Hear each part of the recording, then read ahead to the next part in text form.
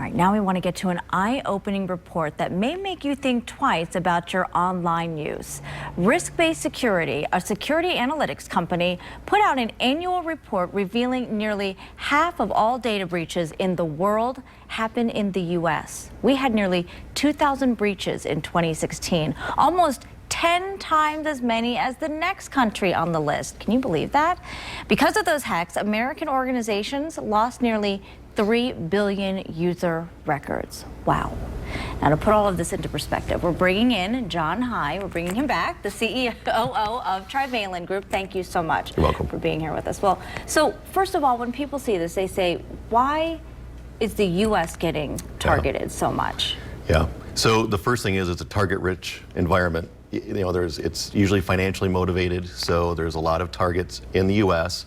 And the other thing, which is a little bit even more unfortunate, is that the U.S. kind of lags behind a lot of other countries in taking security measures. Even the simple chip on our credit card, we're months and months and months behind other countries. Remember that. Well then, is there something that U.S. companies are doing that are red flags to, to people who are targeting these companies? I mean, are there things that they're just not doing that obviously makes them, well, that's where we want to go? Yeah, so it's what they're not doing. That raises the red flag. So proper security measures, whether it's just simple things like password standards or making sure that their networks are protected from the outside. It's amazing how many times we find that best practices have not been followed in a business where there's really resources to do so. Now, so bottom line, are all of these things then mainly just triggered by financial? I mean, that's what this is all about, money, right? Right. Statistically, about 80% of the time, a hack is financially motivated, whether it's at the personal level and just glomming onto personal information, which ultimately is used to get someone's money, or at businesses, ransomware, things like that. It's almost always financially motivated. Now, is there anyone tracking all of this to see, to watch all this happening and be prepared? Yeah, there are certainly attempts, but again, it's a little bit like us lagging behind other countries.